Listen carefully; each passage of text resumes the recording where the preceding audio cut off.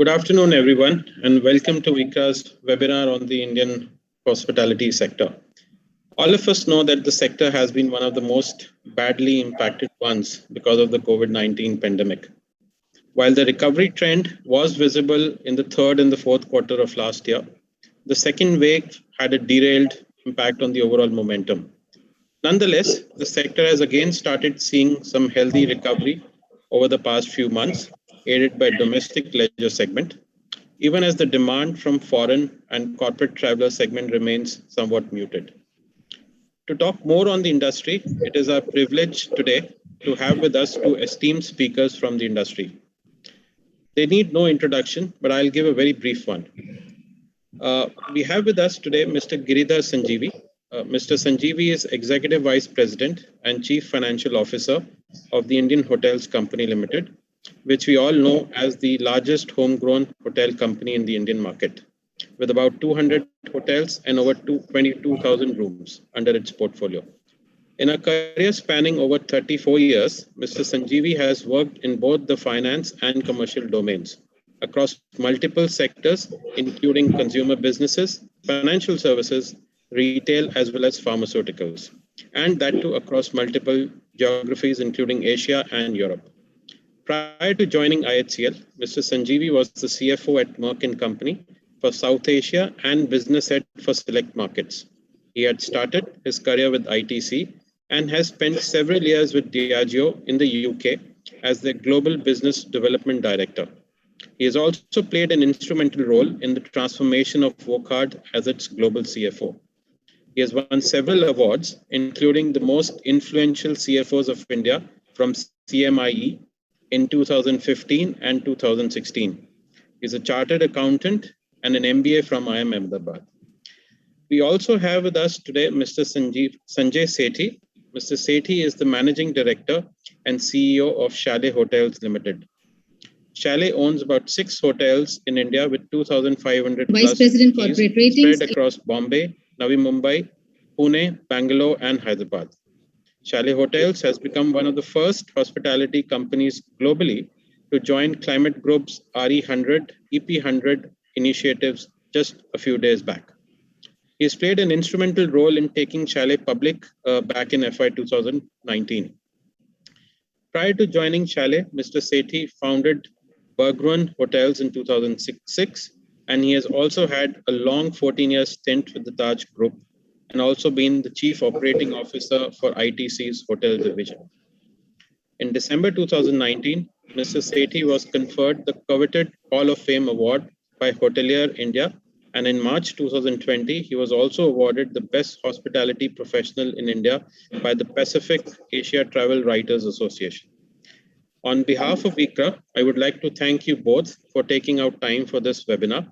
We really look forward to an engaging and insightful discussion. So without any further delay, I'll request my colleague, Vinuta and Sri Kumar to make a brief presentation on what we think about the hotel sector in India today. So over to you, Vinuta.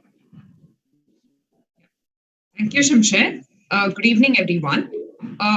We'll first discuss on the operating metrics and demand dynamics, and then we'll move on to how this translates into financial performance and ICRA's rating actions in the hotel space. We've also got some slides from our channel check on expectations for the industry over the next 1 year. Before we get into the recent trends and outlook, let me take you through what has happened in this industry over the last several years. The industry witnessed a brief down cycle in FY 2002-2003, followed by a long upcycle from FY 03 to 09, hit the great financial crisis, and then went into a prolonged down cycle till FY 2015. The FY 2008-9 peak rapidly cooled into a deep trough, impacted by disruptive geopolitical and economic shocks that curtailed travel. The down cycle continued for much longer than that during the previous cycles, stretched by oversupply, leading to demand getting spread thinly across the huge base. While exogenous shocks are often triggers for the start of a down cycle, even in their absence, the cycle goes through a natural oversupply triggered down cycle. RevPAR started inching up in FY 2015, predominantly driven by rising occupancies. While ARRs also inched up, the rise was sub-inflation, resulting in inadequate profitability growth. The improving performance of the hotel industry in calendar year 2019 was followed by a fairly positive start in calendar year 2020, in January 2020. But the situation had completely changed by March 2020, and FY21 was the deepest decline in recorded history. We expect the Indian hotel industry to go back to pre-COVID revenues in FY24. As we all know, the first few months of FY22 were impacted by the second wave, but the recovery has been faster than that expected in Q2 so far. We expect pan-India FY22 revenues to be about 50 to 55% of pre-COVID revenues, with H2 being significantly better than H1, and FY23 to be about 75 to 80% of pre-COVID revenues. This chart gives you a perspective of the operating metrics over the last few months. While the first few months were impacted, we've seen faster than expected ramp up in July, August, and in September so far because of lower restrictions, the vaccination pace, and pent-up demand, which has resulted in revenge travel. July and August have seen occupancies of about 50%. The demand in the last few months has come in from staycations, weddings, and drivable leisure destination travel, and also from some special purpose groups like seafarers, film shoots, etc. There's also the new trend of biscations, which is essentially working from a resort, that is picking up. Business travel pickup has been mainly to project sites, manufacturing locations from very specific sectors. The COVID-related demand, which wasn't stemming from patients, but from other quarantining guests, which was prevalent in April, May, and until mid-June, went away from July, and we're seeing real demand pickup over the last few weeks. However, sustenance of this demand will depend on a potential third wave, efficacy of vaccines, etc. On ARRs, the demand has resulted in pickup in ARRs. Some high-end hotels and leisure destinations have had even ARRs go back to pre-COVID levels. But on a pan-India basis, ARRs still remain at a 25 to 30% discount to pre-COVID levels. Having spoken at a pan-India level, let's get slightly more market-specific. Markets like Goa and Jaipur have done well. Goa was low in July as it did not open up for full-fledged tourism, but August has been a bumper for Goa as well. Most hotels and leisure destinations are running full on holidays and weekends. With the gradual opening up of the economy, markets like Bombay and Delhi have also reported healthy occupancy. What still remains a lag at the moment are business markets like Bangalore and Pune. Bangalore has had some one-offs like the India International Jewelry Expo that happened last week, which was one of the largest MICE events post the pandemic, and the Aero India that happened back in April. Hyderabad has performed better than other business markets, aided by wedding. This slide talks on market-wise ARRs, and leisure destinations seem to have fared well. The ARR recovery going forward will be subject to sustenance of demand, and the industry is cautiously optimistic at the moment. Slide 9 has two graphs talking about people movement. The one on the left talks about road mobility, while the one on the right talks about flight passenger traffic. Both of these are indicators of demand. And we've seen that the pickup is much sharper post-COVID 2.0 compared to that during the first wave. In fact, the August 21 passenger traffic was about 50% of pre-COVID levels. The domestic flight capacity allowance has also been increased to about 85% recently in view of the demand. Given the healthy pace of vaccination, we're also seeing improvement in consumer confidence. The chart on the left talks about consumer sentiments of the current environment and how they expect the environment to be after a year. The latter has witnessed quite a bit of optimism in the recent survey round conducted by RBI. All of these are positive signs for the hotel industry. However, as we all know, foreign tourist arrivals is yet to begin, except for the air bubble arrangements. And this will be one of the last segments to recover for the fear of falling ill in a non-home country. Having spoken about demand so far, we would have gathered that the demand recovery currently, and say for the next 1 year or so, will be different from what we've seen in the previous crisis. Usually, we see the economy segment picking up after a crisis. But now, given that trust and safety are paramount, anything that establishes these two factors will recover faster, be it drivable destination or hotels with fewer rooms or luxury homestays. Larger brands also where there is a certain given in terms of COVID prevention measures will benefit. People will take time to go into crowded areas and commence business travel in a full-fledged way. While we are cautiously optimistic on demand, another important aspect for the hotel ecosystem is the supply. Hotels are capital-intensive businesses, and because of the damage that COVID has caused for smaller players on financing and survival, we do expect some consolidation in the industry going forward. Small hoteliers would be interested in tying up with larger brands to boost occupancy, and this will add to the branded supply going forward.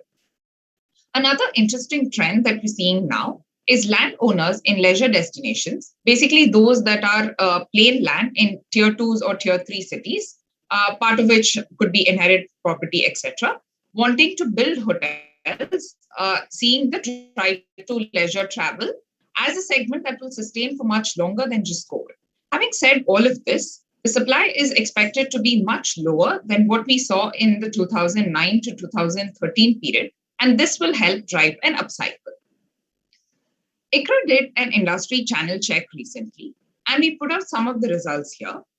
Slide 16 talks from a business perspective, while slide 17, which is the next slide, talks about finances and cost. There is unanimous consensus that established brands will stand to gain. On the financial front, most people believe that there will be capital structure correction for the industry. While debt was availed for liquidity in FY21 through the ECLGS, etc., owners will look at bringing in money as they're able to mobilize them through their avenues, including asset monetization. Funding for the sector still remains cautious, largely based on promoter comfort. Now we will move on to the last section of the presentation, which is on the financial performance and outlook and credit ratings. I'm sure all of you would be interested on what happened on the funding side, given that hotels have been amongst the most impacted segments. In FY21, the sector received funding support through the RBI moratorium and the ECLGS scheme. Though quite a few companies had applied for restructuring before the ECLGS announcement, we barely had any companies going in for the actual restructuring. Some companies also raised funding through equity and debt tie-ups before ECLGS announcement. There's also some equity support that has come in. We expect further equity fundraising, asset monetization, etc., to support capital structure improvement going forward. The industry has recovered much faster, like we mentioned earlier, post-COVID 2.0.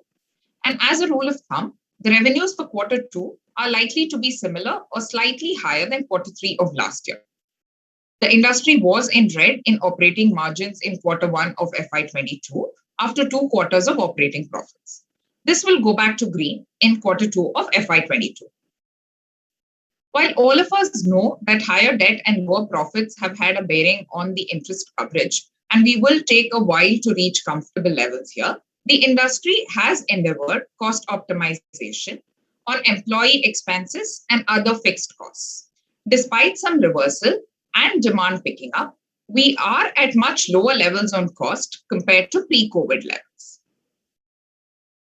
Having said that, we believe that some of these will increase and inch towards 75 to 80% of pre-COVID expenses as demand picks up. But some, like redeployment, automation, renewable energy usage, outsourcing of non-core activities, etc., are here to stay. And this will reduce break-even levels. At the same revenues, we expect operating margins to be higher going forward compared to the pre-COVID levels. These are our projections. Revenues will go to pre-COVID levels in FY24. And debt metrics will also take a while to reach pre-COVID levels. ROCE will be below cost of capital, and we could also see some capital infusion, which can provide some upside to our projections. Now, moving on to credit ratings. We continue to have majority of our ratings on negative outlook at the moment. We will have to wait and watch on sustenance of demand recovery and the extent of capital structure correction and coverage metrics improvement. Slide 27 talks about rating movements in ICRA's portfolio. ICRA has had about 25 downgrades so far post the pandemic, triggered by the sharp deterioration in performance following the pandemic. With this, we conclude the presentation. Shri Kumar, my colleague, will take over for the Q&A session with Mr. Sethi and Mr. Sanjeevi, post which the floor will be open for audience Q&A. We request all of you to enter your questions in the Q&A box and not the chat box. Over to you, Shri Kumar. Thank you, Vinita. Thanks for the detailed presentation. Broadly, we have divided our questions on the large topics that everyone would be interested in. So first, we will take up questions on the demand front. Maybe if I can ask Mr. Sethi sir to answer this. Sir, the impact of pandemic on the hospitality sector has been relatively high, as Vinita was indicating. Can you take us through about the pattern of demand recovery, especially if we have to compare the first and second wave of COVID, how the pattern has been, and where do you see the industry in the next few months? Thank you, Shri Kumar. Vinita, thank you for an excellent presentation, and good afternoon to everyone. Well, we've now been through two waves, and clearly there have been different recovery patterns for post wave 1 and wave 2. We were quite pleasantly surprised with the recovery post wave 1, because especially F&B came back very strongly after the wave. Second wave has actually turned out better than the first wave. So the post-wave recovery in wave 2 has been even better than post-wave recovery of wave 1, both on F&B side as well as on the room demand. And rooms, as you know, is the more profitable segment of the business. So we are confident that the recovery cycles are reducing, and the ramp up is sharper within the two waves. And if a so-called third wave needs to come, we believe that we should be fairly safe even post that. I think it's been also very, very city specific or state specific, because to a large extent it's governed by the rules of the land at that moment of time. So whilst Maharashtra was a little more cautious in, opening up things in Mumbai and Pune, we saw Hyderabad open up very quickly. We saw Bangalore also open up a little slower than Hyderabad. So we saw the fastest pace of recovery actually in Hyderabad. F&B, for example, ramped up, at least on the restaurant side, almost to pre-pandemic levels. Banquets were restricted by the number of people that were allowed for events. Hyderabad in the recent month or so, a little over a month now, has actually removed all restrictions on weddings also. Bangalore and Mumbai continue to have restrictions. Mumbai more so because the restrictions are 50 packs for a wedding, but on a case-to-case basis, they are giving approvals for larger events, but you need to go to the authorities and get written approvals. The demand for bigger events is clearly there. So almost every wedding booker or a conference booker or a corporate that comes to us actually asks us for larger number of people for the event. We are restricted, however, by how many we can allow. We haven't had a challenge in number of events. I think the challenge is more on the size, and that constrains the F&B. On the room side, we saw post the first wave, staycations and special purpose groups, and I call special purpose groups as groups that have got created out of this pandemic situation, whether they are sporting events, whether they are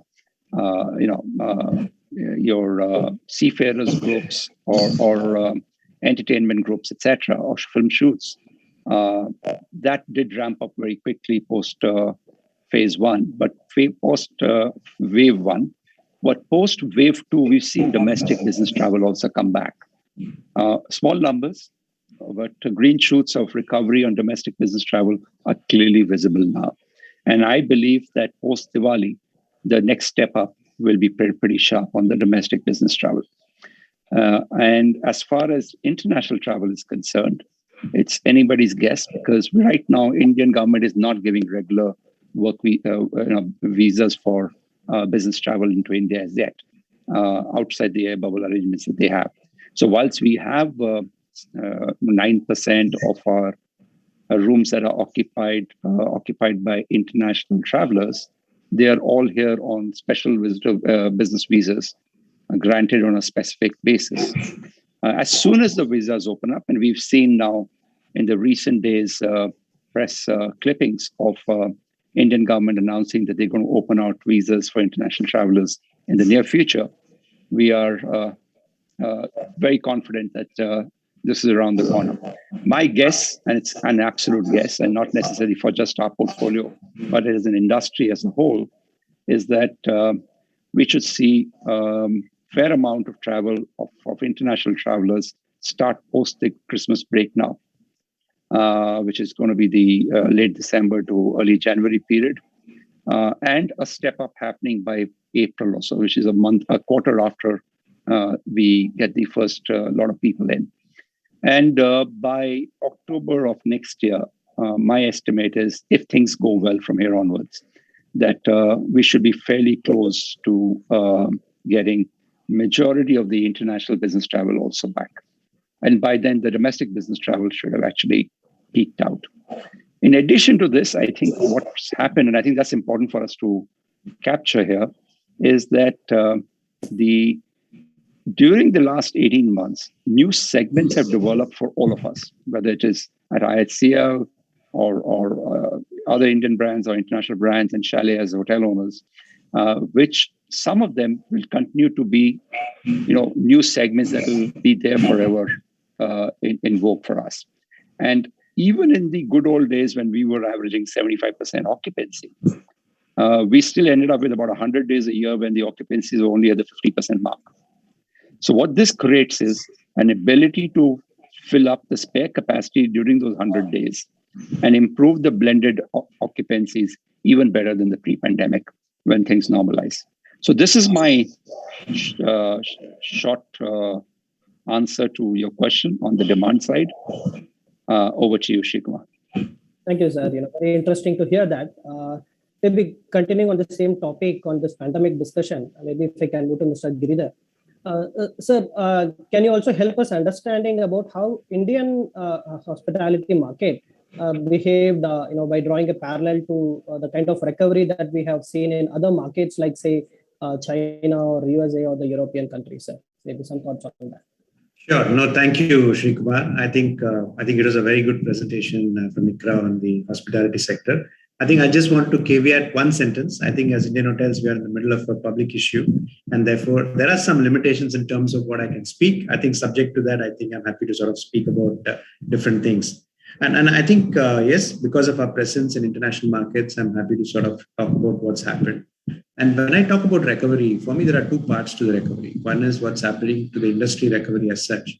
And secondly, what's happened to the companies in the sector in these, because it's very important to talk about performance and health as well, actually. And I think different countries have kind of responded differently. We don't have a presence in China, but one comfort we do draw as an Indian hospitality sector is that, like China, India and China are strong domestic markets, actually. And therefore, we have seen how in China, some of the local chains like Guangzhou and Jiangxin have kind of performed, actually. The recovery has been very sharp in terms of what happened. Though I must admit that in China, post the second wave, which has recently come in, I think there has been a dampener in that sense. But nevertheless, I think the parallel between China and India is very clearly there. So that's one part of it. The second thing is when I look at Europe, where we have a presence in London as well as US, actually. I think two things I do want to highlight. I think the recovery of the hospitality sector from the pandemic has also been dependent upon the government policy in terms of zero tolerance, as an example. What happened in India in the first quarter last year, where everything was shut down till August or so, I think resulted in a GDP drop of about 23%. And we have seen China also talking about the zero tolerance practices even today, actually. New Zealand, you see parallels where zero tolerance policies is resulting in lockdowns. But I think in the post-vaccinated world, the zero tolerance policy is kind of changing. And you see countries like Singapore basically saying that we are not so worried about infections. We'll now worry about hospitalization, actually. So there's a sharp switch which is happening in the way people are kind of looking at this pandemic, considering it more to be an endemic, double vaccination, kind of offering protection. And that's an important thing which is impacting the industry, actually. So therefore, if I look at London as an example, I mean, Europe, in UK has been one of the best examples, both in terms of the healthcare systems as well as in the way they've kind of responded to the pandemic. I think, number one, I think the hospitality sector, the government of UK was very supportive in helping with the costs for the industry. Example, they were the first to sort of announce employee subsidies to protect employment. So they said, continue employing your people. For those earning less than £2,500, we will pay 80% of the salary, actually.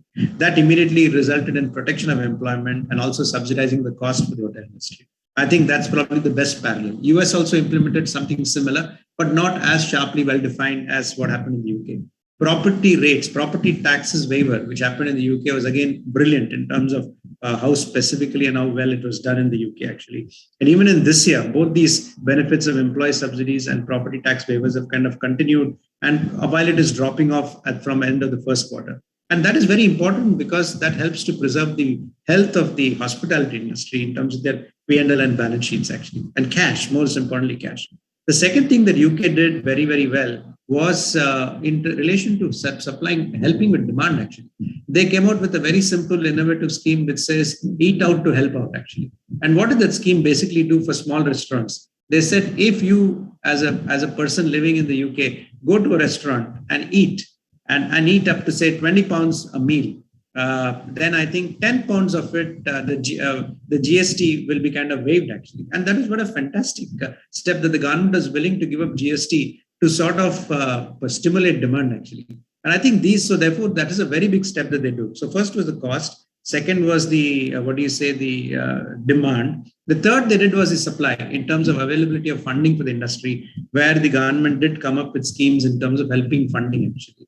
And I think those three measures were very, very good. And finally, of course, how they have it's the best, from a healthcare perspective, I don't think there's a better country than UK in terms of the NHS processes. And I think they were very structured in the way they did it. While there was a long shutdown, especially from January to May as an example, because post-Christmas they had a problem.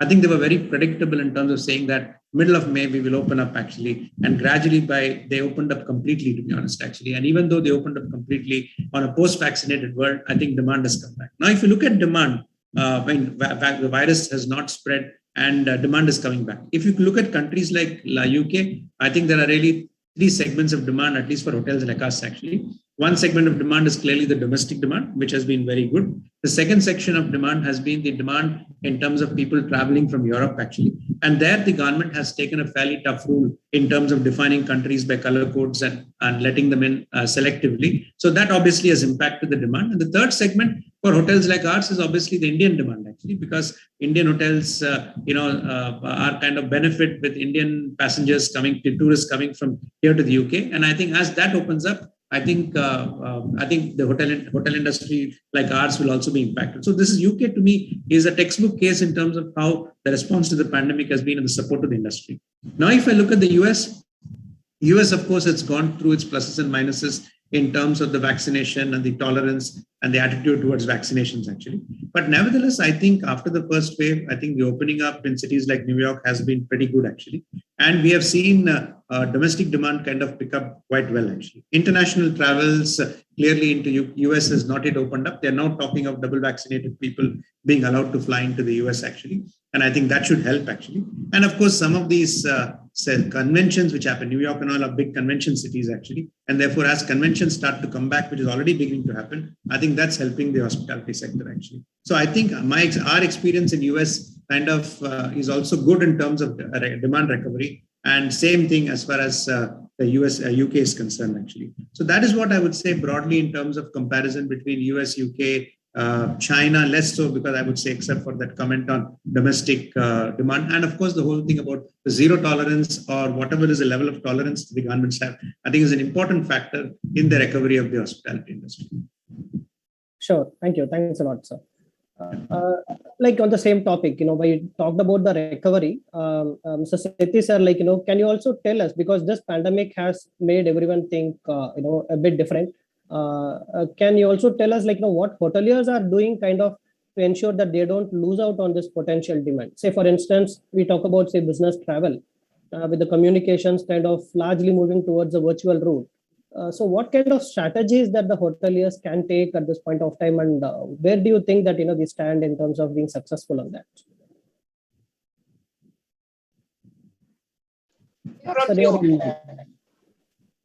Apologies for that. On that front, personally, I'm very confident that business travel will be back. As I said, we are seeing green shoots of that already happening. And I've said this before, almost every industry has had a tough time in the last 1.5 years. And businesses need to put their A+ game forward as things open up again. And if it puts a deal at risk by even 0.5% by not doing a face-to-face meeting, people will not take that risk. And therefore, they will travel to meet clients, dealers, teams, review businesses, review production sites, and all of that. So travel will happen. Current restrictions will obviously restrict people from traveling. And there is some amount of worry on the health front also. But I think that over time, that will clear out. And I want to differentiate work from home and travel for work as two different things. Work from home could be done for many reasons, for convenience, etc. And functions that can potentially work from home may be able to do that. But travel for work is a very different thing. People traveled for work in the past, not because they needed to give their attendance at the office, but because they needed to travel to do whatever needed to be done. Right? So from that perspective, I think travel will be back. I'm not worried about that. Second thing is, we've also noticed that it's not just about corporates being competitive with each other and therefore wanting to put the A+ game forward and not leaving it to chance that if I do this deal only online, I may or may not win it. Even individuals will be extremely competitive within the corporate environment, because people who are more seen are likely to get more responsibilities and assignments. And that could become a career progression issue for a lot of individuals. So from that perspective, I also see coming back to work as something that's going to happen. The final thing I think that we need to do as hoteliers is to make sure that our hotels are safe. And to that effect, I do want to highlight again that unlike the popular belief or common belief that hotel rooms have central air conditioning, that's not true. The centralization is limited to chilled water pipelines going through an individual fan coil unit. That fan coil unit blows the air, but the air that comes into the room is taken from your room, filtered, and sent back to your room, with an addition of what is called as a treated fresh air, which is a duct that comes from outside and gives additional treated fresh air to the room to add quality of air, improve quality of air. So from that perspective, I think hotel rooms are far safer than any airport, railway station, bus, or even a car or a taxi. So that's one thing I want to put forward. So, but we need to make sure that levels of hygiene and our SOPs need to stay strong, and we can't sort of ease off on that. On the food and beverage front, I think people are getting very confident. I mean, if you walk out today to any restaurant in any of the cities, you'll find them probably more packed than they were pre-pandemic. People call it revenge eating out or whatever it is, but the fact is they're eating out shoulder to shoulder, packed. In fact, in some bars, I saw there was not even standing space today. And if people can do that at restaurants, they can do that at airports. Try taking a flight at any of the big airports today, and I can assure you there's no social distancing in place, right? Get into an aircraft shoulder to shoulder, sit shoulder to shoulder with people. And if they're comfortable with that, there's no reason why they cannot travel for work or not come to office. And I think some of the big boys in the global space have actually said that in as many words. I think some CEOs of the big MNCs have said, listen, if you can go out and party in a bar or go to a sporting event packed shoulder to shoulder, there's no reason why you can't come to work. So not coming to work is today being seen as an excuse by many. And a lot of the senior management, top management is seeing through that. And this will turn around very, very quickly for the sake or benefit of efficiency. I think the only caveat there is that transportation does eat away into your time. I agree. So that's one argument that favors that. So for functions that may not need to be in the office every day, there could be some relief on that front that come in twice or thrice a week.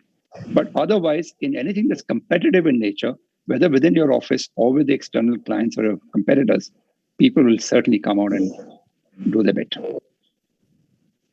Great. Sure. So carrying on this discussion on this potential demand, Mr. Giridhar, Mr.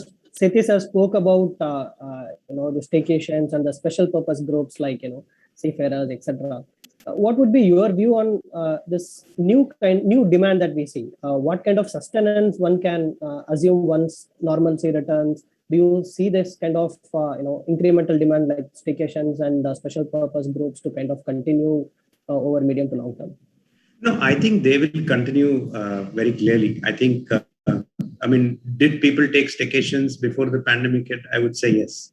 I think if you take city hotels as an example, I think we all saw people take staycations. Actually, it just shot into prominence during the pandemic because people were not able to travel. They were afraid of taking flights, and therefore staycations kind of had a certain proportion. But my sense is that weekend occupancies in city hotels in particular has always been an area of focus. And I think weekend occupancies through staycations will be there. As far as biscations is concerned, that's a new trend. And I think people are realizing because of the pandemic that it is possible to kind of go to a Goa and kind of continue working, even if the rest of the family is kind of on virtual Zoom meetings on school or and things. So I think biscations is something, it's a new trend, which I believe will continue to stay. As far as seafarers also is concerned, for a group like ours, I think specific hotels in specific cities have taken advantage of those opportunities, actually. I mean, I don't know much more about it in terms of sustenance, but I think for us, yes, we have seen that come through in some hotels in some locations, to be honest, actually. But I do agree with what Sanjay said earlier, saying that some of these new business things will continue to be there, is what I would say. Fine, sir. We'll now move our trajectory towards the supply part. Like demand, the pandemic impact was severe on even the supply. Specifically, we talk about fresh supply additions that has been a big no. But Mr. Sethi sir, if you can provide your insights into the kind of capex or the supplies which were kind of getting added pre-COVID. Let's say properties where more than 50% of the capex was already invested, pre-COVID, and should have in a normal scene should have kind of got completed, but due to COVID, it was stuck somewhere. Do you expect these projects to kind of be completed in the next 2-3 years, or do you expect kind of cancellations on these projects? What would be your view?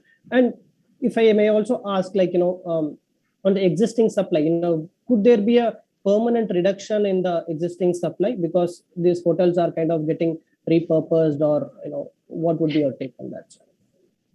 So Sri Kumar, I think let me give you an overview first. Even before pandemic, the CAGR of new supply over the next 5 years was in the range of 4.5% to 5%, which was way below the natural growth of demand. In any case, of course, the pandemic brought the demand down.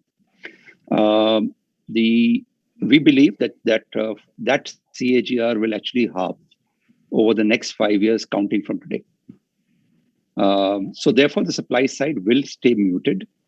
So that's the overview. On your specific question about existing hotels that are under construction, look, it's very capital intensive in nature. And our business is not going to be down forever. Probably it's that 1.5 years of catch up that still needs to be played out.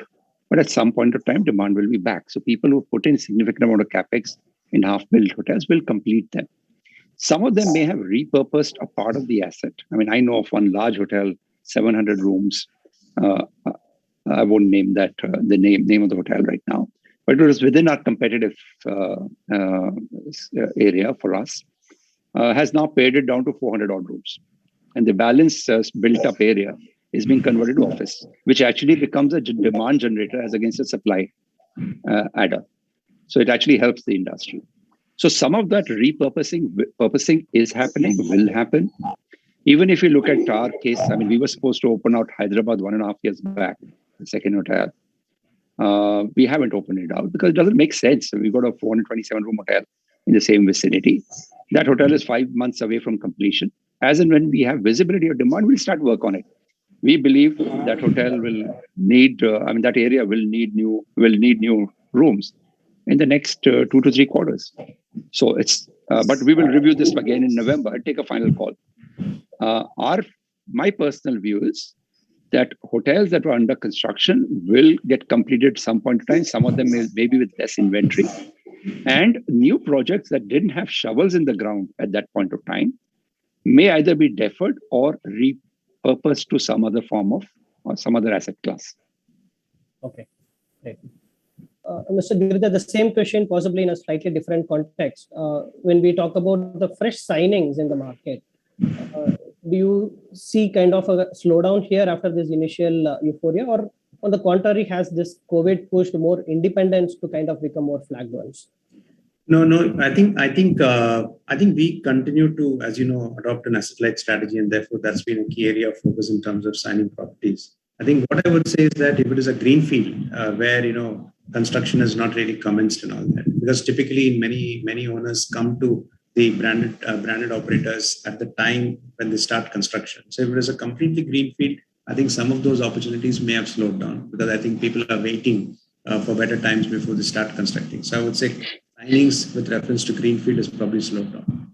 As far as the conversions are concerned, I think there are clearly conversion opportunities which have opened up as a result of the pandemic, actually. I think because there are many unbranded. The branded rooms, as you know, are something like 160,000 or so. There's a lot of unbranded rooms, actually. But the unbranded conversions which are happening to branded, many of them are subscale hotels, which means that less than 100-room kind of hotels, actually, which means that those are not in the luxury end. They are probably more at the economy end, actually. But some of the bigger ones, I would say that if they have not converted, definitely there is some move to conversion because that they get the benefit of affiliation to the networks, to be honest, actually. So there are conversion opportunities which are definitely opening up, actually.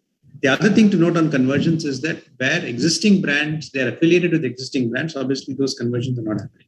I think we have seen in one case in Bombay where the brand moved off because of challenges with the promoter in terms of financing, actually. So that's a case where that hotel may be open for new players to come in and acquire, and therefore a new brand to come in, actually.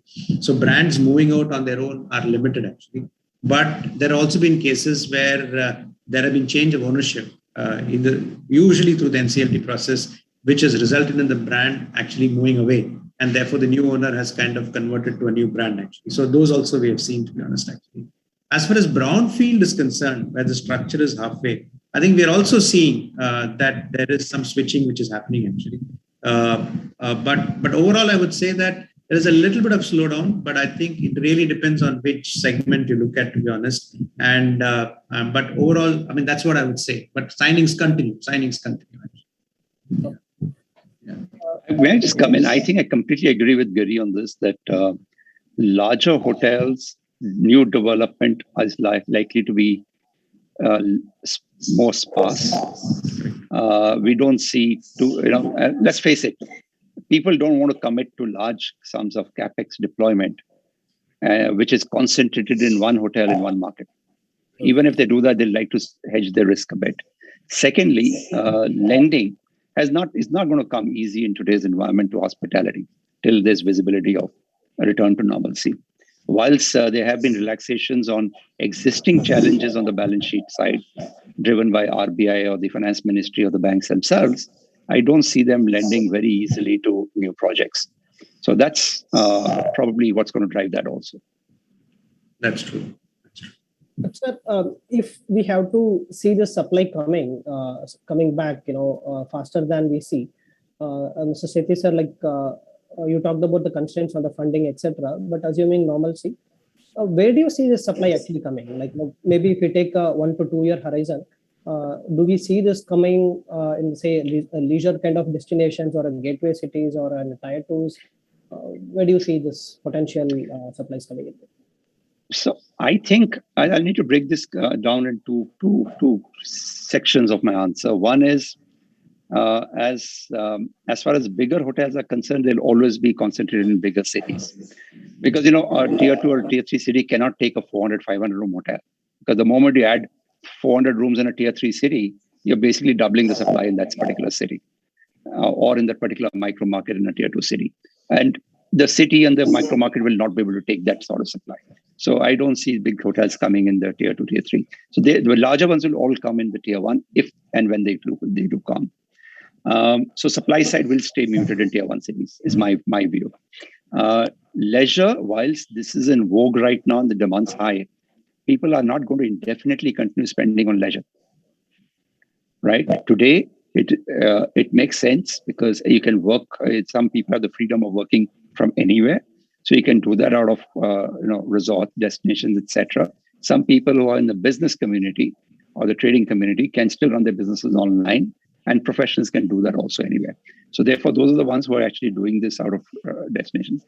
Plus, people are fed up of staying at home, so people want to get out. I personally have taken 2 or 3 holidays already this year. All within India, of course, because you're allowed to fly out. But I've enjoyed myself thoroughly. Do I have the potential to take multiple holidays when things are back to normal? I don't think my time will permit me to do that. My requirement at work will not permit me to do that. And from a financial aspect, there's a finite amount of money that everyone has. And resort destinations have become expensive, whether you like it or not. So therefore, that all these constraints will, at some point of time, bring normalcy back to that too. I'm not taking away the potential of resorts in future. Resort destinations will continue to do as well as they did in the pandemic, right? But the surge, the valleys and the surges that you're seeing right now, with the waves and the opening ups that are being announced, I think will probably flatten out. Okay. Mr. Giri sir, on the same topic, we are also hearing people with having sizable land parcels, especially in the leisure destinations, kind of keen on converting them into resorts. Typically, at what stage of the supply planning, they involve the operator with the promoters, and how is it happening on that front, sir? In your view? Yeah, no, I think the general involvement of the operator ideally is preferred at the stage that the project is being designed, actually.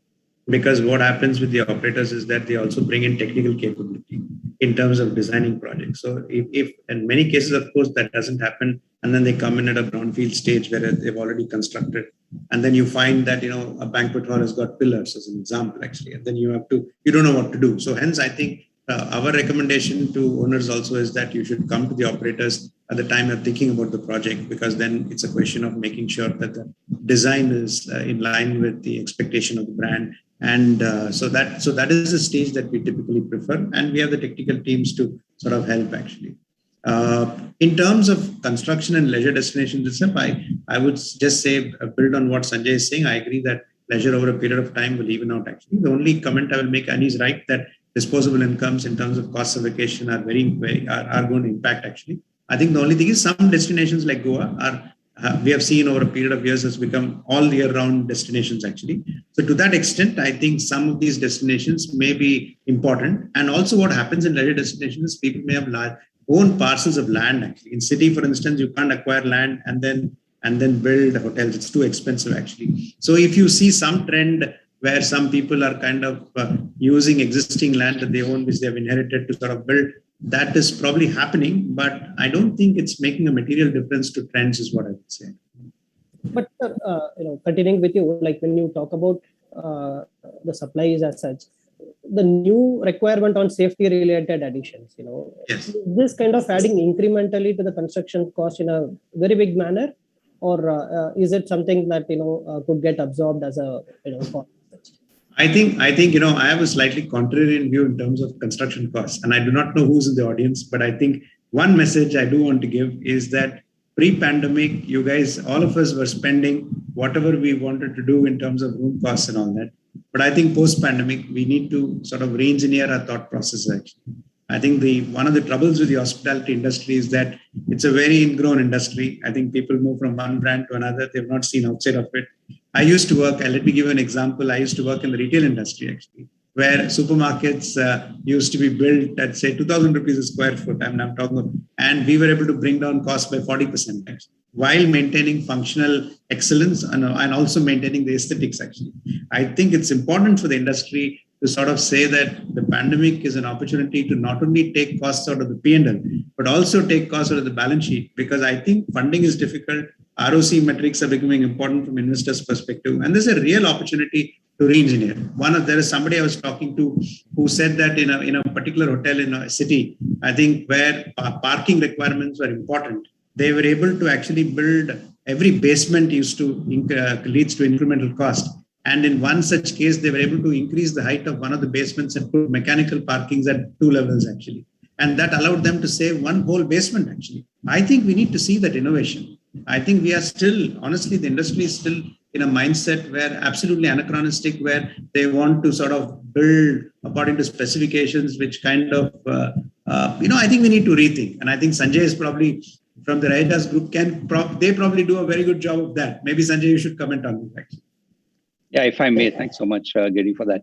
So look, we've been very, very focused on returns as a group, right from day one for 20 years now. And our ROCs, and we used to look at EBITDA in the numerator as against EBIT.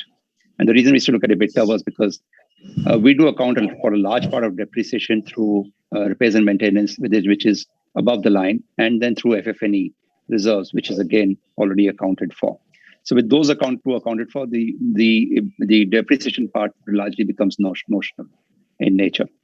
So we used to look at EBITDA by ROCE, and we said, listen, if we can't be significant above our weighted average cost of capital on EBITDA by capital employed, it's no fun being in this business, and we drop it. So we have dropped several ventures just because it didn't meet that criteria of staying above the WACC of the business. And a lot of people, and I agree with Gary, we tend to focus very much on the operating part, which in hotel parlance is called GOP, which is actually irrelevant. Frankly, it's an irrelevant term created only to calculate the incentive fee for the brands. There's really no other purpose within a P&L for a GOP. It doesn't exist in any other P&L. But very little attention is given to the denominator, which is your capital employed. And very often, starting from your cost of land to your cost per room or cost per square foot, people just lose the story at the denominator itself. Just to give you a reference, luxury hotels or upper upscale or 5-star deluxe hotels can be built at any cost ranging from 1 crore a key to 5 crores a key. I know we've seen, within India itself, people build luxury hotels at 6 crores a key in the recent years. All right. And those are the ones who got into trouble ultimately. We built our JW Sahar, which is 5-6 years old now, at 1.05 crores a key without land. And if you add land and cost of and interest, IDC into it, it was 1.45 crores a key. Now that's for a hotel that would give us ADRs in excess of 10,000 rupees, occupancies just short shy of 80%, ROCs in the range of 16-17%. Why would you not do that business? But the moment your ROCs drops to 4, 5, 6, 7%, you're in trouble. And because you're capital intensive, it's very important to look at the denominator, because otherwise you mess up. That's where the story gets messed up for many, many hotel owners. And the brands, they have their own brand standards to work with. And sometimes they're inflexible on that. Choose another brand. That's my question. Or be strong enough as an operator to challenge the brand on the specs that they have. That why are they relevant to that particular market or that particular location? So that relevance, the question around relevance is critical. You don't want to provide more than what your customer needs. The moment you start providing more than what your customer needs, it's wasteful expenditure. Then you're only satisfying your ego, and you end up building an ego hotel, and there's really no returns on ego, frankly. All right. This takes me to my next question on industry level consolidation. Unlike other industries during this phase of pandemic, we observed, a few announcements on acquisitions, etc. But we didn't hear much in this particular sector. Is it more a wait and watch game on demand recovery, or is there something else, like why we aren't seeing it? You want to go first, Giri? Is the question too specific to anyone? Yeah, you can answer, sir. Okay, so look, I think I've had this conversation in public forums about 2 or 3 quarters back also, that I said, and I think I did this on television also, I said, I don't think we will see transactions happen for at least 3 to 4 quarters. The reason being that there was enough liquidity by the government through interest moratoriums, ECLGS1, ECLGS2, and other means of acquiring capital to survive by owners, which will allow them to scrape the bottom of the barrel for at least 6 to 9 months. And this is when I was speaking 6 months back. The transaction flow has improved in the last 2 or 3 weeks. I've actually seen significant increase in deals on the table in the last 2-3 weeks. But I think this opportunity will be there for at least 1.5 to 2 years. And probably next year will be a better year for transactions to come on the table and transactions to happen. Because even now, most people are not really pricing their distressed assets at distressed price. So whilst the balance sheets are distressed, no one's really ready to exit the asset at a distressed price. No one's going to buy a distressed asset at old prices, right? And that's the truth of the story. And therefore, deals will not happen. So that's where the gap is going to be. Next year, I think we'll probably have more realistic deals on the table. See, one thing, it has to be below replacement cost to begin with. It cannot be at or above replacement cost, for sure. And if it is going to be below replacement cost, it has to be below replacement cost to the extent that it is below replacement plus the capex that's required to be put in to get it to the quality that you want to operate your hotel at. And then if it makes sense, people can do transactions. It's not as if they're not no buyers. I can tell you there are enough platforms today formed by various companies in partnership with funds, which are drop-down structures, which will acquire assets. But they will acquire them at the right price. So deals will happen. I think there's time to watch for that.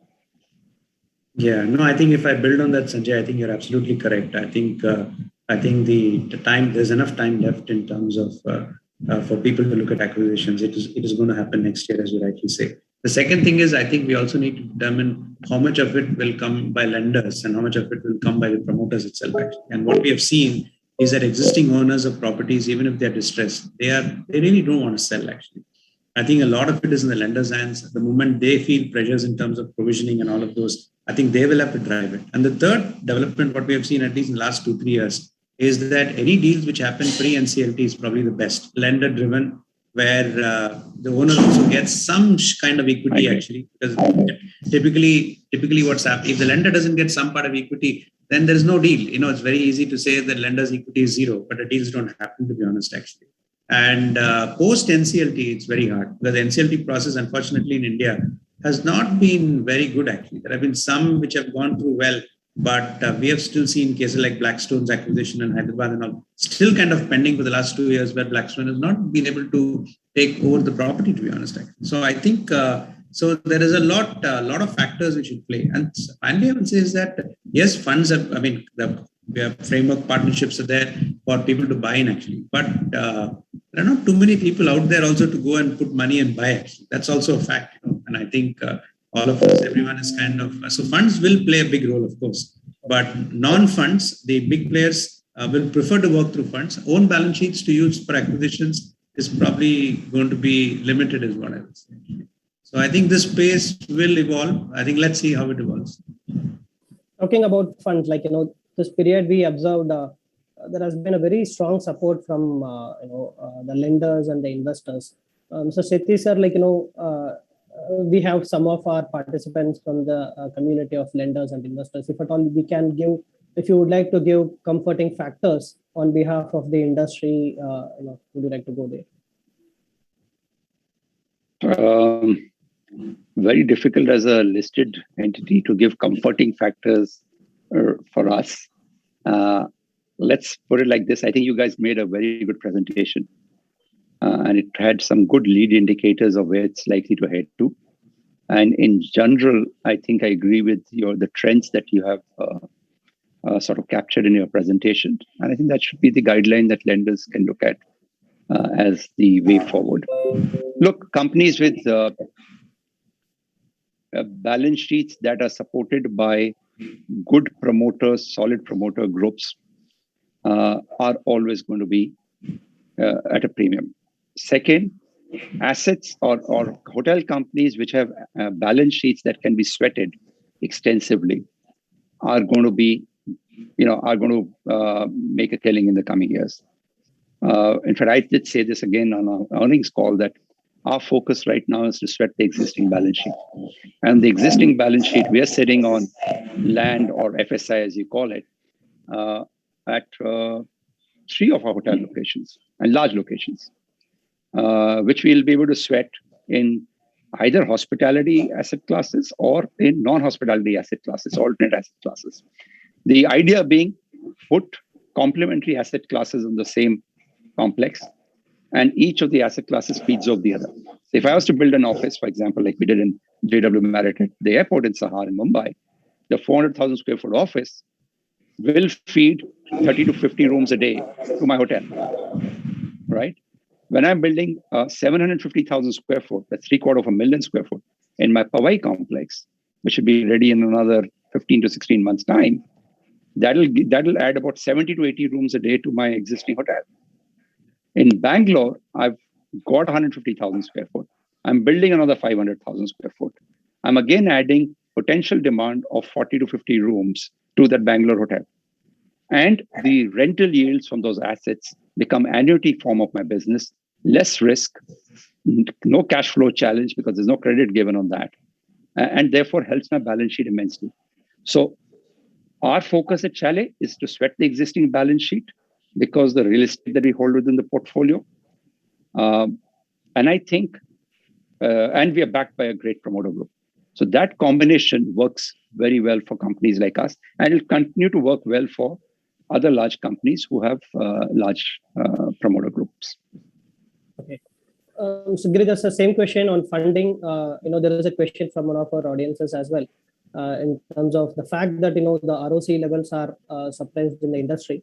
Do you see major funding challenges for the hotel players in the industry for next 2-3 years? No, I think your presentation, what you made was absolutely correct. I think the external funding in the form of debt by the banks are generally getting orientated towards comfort around groups, actually. So that is definitely going to continue to be honest, actually. I think the banks are definitely being very cautious in terms of lending, for sure. I mean, where the promoter comfort is much more limited. And in fact, I think we have seen, and I'll give an example of a different country where this is sharply kind of demonstrated. In a country like UK, I think the concept of loan to value lending is very, very high actually. So if you have a value of a hotel which is 100 million pounds, I think to be able to get a 30, 40, 50 million pound loan is generally been pre-pandemic totally possible. In fact, loan to value ratios were at least 50% of value in terms of. But post-pandemic, when the pandemic has hit, nobody has spoken of loan to value. Everybody has spoken of interest coverage ratio. Actually. Look at the shift in terms of perception from loan to value to interest coverage ratios, actually. And I think people, and so that kind of a switch has happened actually. And the banks have also kind of increased the risk weightage in terms of lending. So therefore, I think hospitality sector has seen difficulties in lending, and that I think will continue for some time is what I would say. It will need promoter support for sure, because I think promoter support in terms of correcting, bringing in some of the equity through for the purpose of loss funding is going to be important actually. And unfortunately in India, the promoter funding for most companies is leveraged actually. I think that has always been a case for Indian promoters in general actually. And I think one of the things that I have tried to argue in general, based on some of the RBI regulations, is flexibility in terms of end use, to be honest. Actually. Because what happens is what I think we have told the Ministry of Finance and RBI during the pandemic at least is that relax a bit in terms of ability to expand the pool of general corporate purpose, so that some of the money can go into loss funding. And loss funding typically is expenditure to sustain operations, to be honest. And if I look at the old CDR regime where loans got restructured, actually, there was always a concept of priority loans, actually. which helped the industry, any company which was in trouble, to be able to be given money to sustain. There was some element of promoter contribution, some element of priority sector, priority funding, which all helped to make sure that the performance of, any company kind of recovers. So I think some of those things have to work in play. So I think funding is something which will be navigated, especially for groups which don't have the strong promoter support carefully. I think the good thing today is that there's a lot of liquidity in the marketplace, and therefore I think companies are, as you know, the flood of IPOs and public offerings are kind of going up, and there is appetite definitely in terms of subscribing to these IPOs, as we have seen actually. I think that should help, and I think we have seen some hospitality, travel groups and all kind of listing actually, which is great actually. So as long as they're able to raise some monies, it's very good. But of course, we need to see over a period of time how those equity issuances sustain in terms of pricing and things like that. So we have seen some mixed response there. I think my own sense is that the funding environment is getting a little easier with the recovery post-pandemic, but it will be driven by promoter support. It's not going to be easy. And where hotels or companies are already in trouble, I think the restructuring finance is a tough one actually. Sir, in the interest of time, we'll take one last question from both of you. To improve the resilience to future slowdowns or future industry downturns, maybe I can start with Mr. Sethi, sir. What do you think are the steps that hoteliers must be taking, considering the learnings from COVID and apart from whatever points we discussed so far? Maybe you can start, sir, with Mr. Sethi. Sure, Srikumar. So I think there are 2-3 things that I would like to highlight here. One is, of course, diversify the portfolio. People do it in various forms. For example, ICRA would have it over, business hotels, luxury hotels, palace hotels, resorts. Then they have other verticals like human and all that. We have done this in the past through diversifying into different asset classes. So that diversification helped us immensely. And today, if Chalet was able to report for the whole of the last financial year, for every quarter, EBITDA positive result, it was on the back of the diversification on asset classes that we had in the portfolio. So I think diversification is important. Growth is also important. I think it's very important to make sure you grow at the right direction, capturing the learnings from here. And if you really look at the Chalet portfolio today, whilst 30% in the normalized year will come from non-hotel assets, 70% is still expected to come from core hospitality operations. And there, on that 70%, clearly the learnings that have been captured are keep your hunker down on costs, anchor yourself to the floor as far as that is concerned. And especially on the fixed cost, don't allow them to run amok. If you hold them steady and keep productivity levels, especially on the employee side, because that's your largest cost, operating cost in the business, and you keep productivity levels high, you are likely to scale through any crisis for the future. The other area I think is very important. I think we've, again, just want to highlight this because we focus very heavily on the last 5 years on energy consumption. So, one of the metrics that we look at is how many units per room were we using, say 5 years back, and what were we using pre-pandemic. We had I think about 25 or 26% reduction on that. That's only through CapEx intervention to new technologies well before the useful life of those equipment, because the payback period was less than 24 months. So all those interventions have helped us. And over the last 18 months, we use that again. Use the 18 months to intensify our environment initiatives, which actually contribute immensely to the bottom line. Great. Mr. Girish, sir, same question to you. No, I think Sanjay has pretty much covered the key factors, and I think there's a lot of commonality for sure, actually. I think very clearly, I think it's about growth. It's about making sure that you have alternate revenue streams, very clearly focused on costs. And of course, the final balance sheet, actually, because I think ROC is a big focus. I think, there are no magic bullets here, to be honest. I think the reality of this industry is that it is highly capital intensive. That's number one. And therefore, it's important for the industry to work on making it asset light to the extent possible. That's number one. Number two is it's a high leverage industry because of high fixed cost. I think when downturn is there, you get badly hit. Upturn is there, you get benefited with the operating leverage for sure, actually. I think these two factors are for real, actually. And so I think focus on growth, revenue streams, cost management, balance sheet, I think is what it is. I think nothing more to it. Nothing more than that is what it is. Yeah. So thanks a lot, sir. Both of you, real pleasure having you for this webinar. On behalf of ICRA, we would like to thank you both for taking your time out and sharing your valuable insights on the industry with everyone, especially in this challenging environment and more importantly, an uncertain environment. Thank you. Thanks again, sir. And thanks to all the participants who joined this event. Good day to everyone. Thanks a lot. Thank you. Thank you. Thank you so much. Thank you, everyone. Stay well. Thank you. Thank you for your time. Thank you.